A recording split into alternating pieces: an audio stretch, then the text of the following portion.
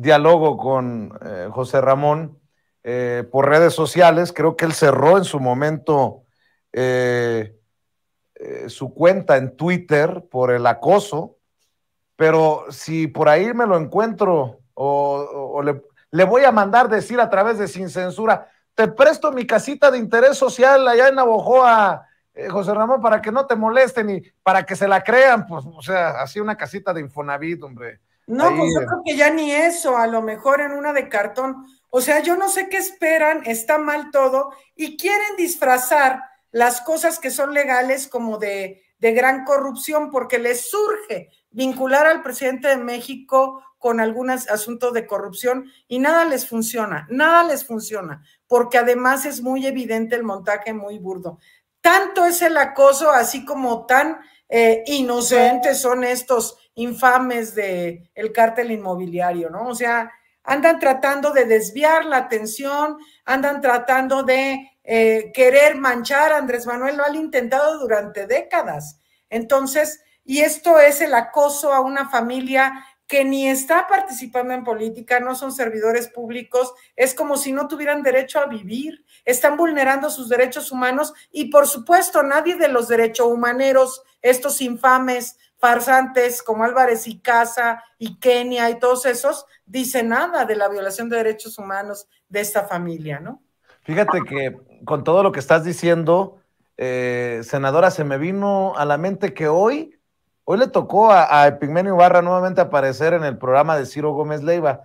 Hizo una referencia Epigmenio Ibarra a lo desesperada que está la derecha, la oposición desarticulada, y me llamó mucho la atención. No sé si tengas por ahí las declaraciones, Sergio, de Epigmenio Ibarra con Ciro Gómez Leiva. Por ahí lo debes de tener. Vamos a escuchar las declaraciones y escucho los comentarios, las reflexiones de ambas. Échalo, Sergio. En Milenio, una columna que se llama De los gritos a los fusiles Barrett, hablas de que insistes en la posibilidad de que se le dé un golpe para derrocar al presidente López Obrador, pero los golpes los dan los militares. Los golpes los dan los militares. Yo no veo a los militares interesados, no los conozco tanto, no sé si están dividiéndose los militares mexicanos, pero no los veo en acción, en ánimo de derrocar al presidente López Obrador. Lo que dijo Ciro en el artículo, una línea después dice que en la ecuación histórica del golpismo, lo que no tiene la derecha en México es el apoyo del ejército. Lo dices. Y digo, ¿por qué? Por dos razones. Primero, por el origen del ejército. Surge de una revolución y su institucionalidad. Y el origen de muchos de sus miembros, de la inmensa mayoría de sus miembros. No tienen la afiliación aristocrática que tenía el ejército chileno, el ejército argentino, no son una élite. Y aquellos que eran una élite eran los integrantes del Estado Mayor Presidencial, que fue desintegrado por López Obrador como la primera de sus decisiones. Una élite será en sus orígenes. Si tú conoces a la gente que integró el Estado Mayor Presidencial, pues no vas a encontrar una élite en nadie.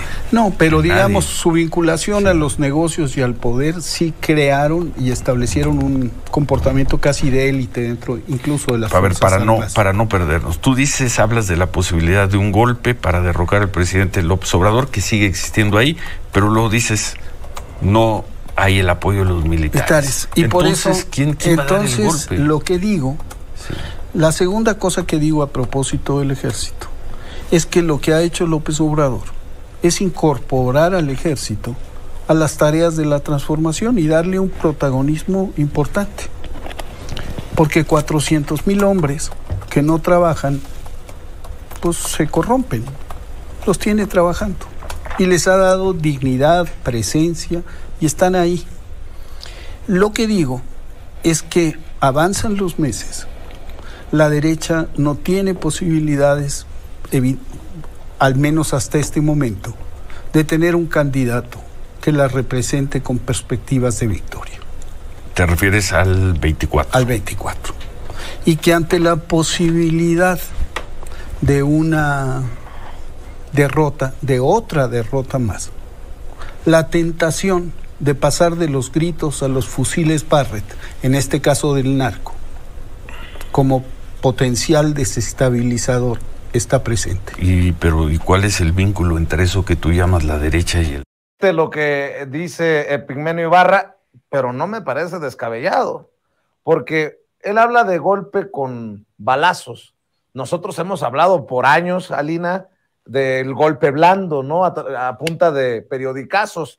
¿Qué le sumamos a esto? Bueno, no está tan perdido Epigmenio, obviamente lo respeto, que hace unos días mataban al presidente de un infarto, de un derrame cerebral, ¿no? O sea, se oye feo, pero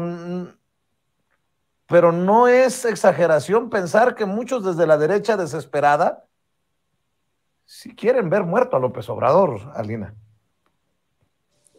Mira, yo creo que esto habría que hacer una radiografía de los golpes de Estado que se han dado en los últimos 20 años. Hay que dejarnos de esta fórmula de que solo el ejército va a dar un golpe de Estado, ¿no? Esa es una de las tantas formas y caras y rostros del golpismo en América Latina, es cómo se llega a ello. El golpe de Estado en contra de Evo Morales no lo dio el ejército plenamente, no se rebeló ni nada. Claro, hubo un sector del ejército que pidió la renuncia de Evo Morales, pero originalmente ese golpe de Estado se gestó en las calles, financiando a grupos paramilitares de Santa Cruz que salían, asesinaron, que desestabilizaron y que durante muchas semanas la derecha de a pie estuvo bloqueando calles, los medios de comunicación no paraban, y esa cereza del pastel fue el ejército diciendo pedimos la renuncia de Evo Morales, fue la policía diciendo pedimos la renuncia de Evo Morales, pero el golpe no lo orquestó, fue una alianza amplia, ¿no? Hay que entender eso, el golpe de Estado. Y ahora que dices esto, Vicente, hace unos días mataban al presidente mediáticamente, el golpe de Estado en contra de Hugo Chávez en el año 2002 también tuvo estas características. Cuando le preguntan a Epigmenio, entonces, ¿quién va a dar un golpe de Estado, no? Si no es el ejército, ¿quién? Bueno, yo les recuerdo que sí, una facción del ejército secuestró a Hugo Chávez, dijeron que había firmado una renuncia, el pueblo venezolano no les creyó, y fue el pueblo venezolano el que rescató también a Hugo Chávez, se lo secuestraron en una isla, y salieron a las calles de forma multitudinaria, y lo pusieron nuevamente junto con una sección del ejército, pero fíjate lo que son las cosas, Guaidó no es el primero en Venezuela que se autojuramenta, son estos sectores empresariales que no están de acuerdo con proyectos populares, con proyectos de izquierda democráticos, que organizan todo este golpe de Estado, que son la cara más visible. Cuando digo que no fue Juan Guaidó, en ese momento, en abril del 2002, fue el presidente más o menos de la Coparmex mexicana, de Fedecámaras, Pedro Carmona Estanga, quien se autojuramenta como presidente. Es decir, hubo una serie de alianzas entre sectores de las burguesías, de las oligarquías y una facción del ejército, pero no exclusivamente. Y ejemplos hay un montón. El golpe en contra de Dilma lo generó el Congreso, no lo generó el ejército. Es decir, hay muchas cosas que hoy en México, cuando hablamos de golpes blandos, cuando hablamos de lawfare, cuando hablamos de una facción golpista, no necesariamente es o exclusivamente es el ejército. Tenemos sectores empresariales capaz de armar campañas de la noche a la mañana, por ejemplo, estas especulaciones del presidente.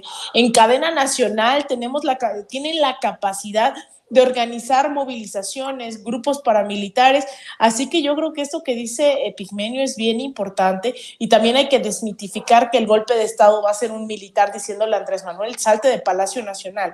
El golpe blando, el golpismo en América Latina nos ha dado la prueba suficiente para decir que todos los días se puede contribuir a ese golpismo a través de medios de comunicación, a través de sectores empresariales, a través de grupos paramilitares, es decir, hay una amplia expresión de ese golpismo, y a todas esas corporaciones, a esas facciones hay que prestarles mucha atención, y es por eso que se enojan, ¿no? De que existan medios como Sin Censura, porque Sin Censura ataca lo mismo a esos sectores burgueses, empresariales, que a sectores de la derecha electoral que también ponen su granito de arena y que en este momento son los más débiles de todos, dan risa, no tienen un proyecto, pero que se entienda que la derecha no es Marco Cortés, no es Lili Telles, no solo son ellos. La derecha son sectores amplios que están en contra de estos proyectos populares democráticos, electos democráticamente en el continente. Cuando se habla de balas, pues se le ponen los pelos de punta a cualquiera, senadora. Pero, pues, ahí están las declaraciones de Epigmenio Ibarra. A ver, Vicente, yo vivo en Guanajuato, ¿cómo te explico? 32 años de panismo y aquí seguimos en el estado más violento del país. No es casualidad el hecho también de que García Luna esté siendo procesado por narcotráfico y por favorecer a cárteles. Entonces, ellos sí tienen ese brazo por ahí de sus alianzas.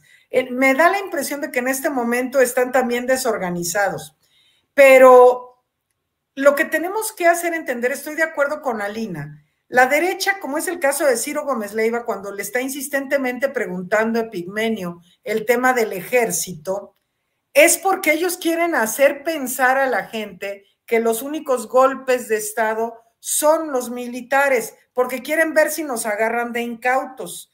El pueblo de México sabe que el golpe blando existe y que ha intentado por todos los medios operarlo en México y tenemos que estar prevenidos porque sí nos da risa lo que hacen, están desarticulados, andan muy mal, no tienen cómo atar una cuerda con otra, o sea, están totalmente perdidos, pero no podemos desdeñar a la derecha. La derecha siempre es violenta, la derecha siempre es golpista y buscarán una manera u otra. Ve lo que pasó con Evo Morales en Bolivia y la autonombrada presidenta, ¿no? O sea, así está Perú y así están varios. Entonces ellos tienen sus modus operandi diferentes, intentan diferentes formas, pero siempre van a estar intentando eso. El hecho de lo que nosotros llamamos esa política carroñera que daban por muerto a López Obrador es parte de algo de eso, ¿no? De estar sembrando, no tanto porque realmente lo quisiera, yo creo que sí hay quien quiere matarlo, por supuesto que hay, pero en este caso ellos sabían que se les caía el tinglado muy fácilmente en cuanto Andrés Manuel hiciera su aparición, que fue lo que pasó otra vez.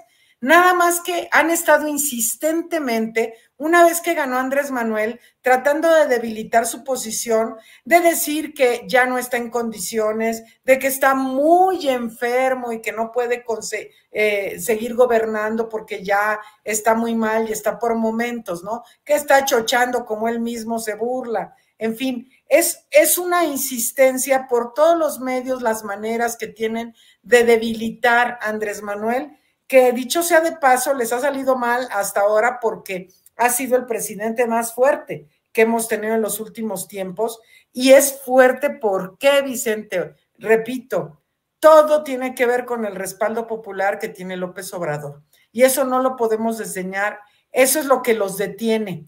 Lo que han estado haciendo, y fíjense lo que ha sucedido, cuando sacaron su marcha primera del INE no se toca, la de noviembre, ¿qué hizo Andrés Manuel? De inmediato convocó al pueblo de México a una marcha.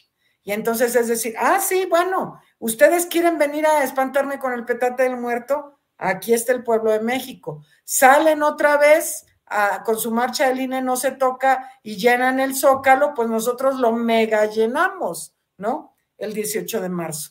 Entonces, son estas cuestiones que son muy importantes y que no podemos perder de vista.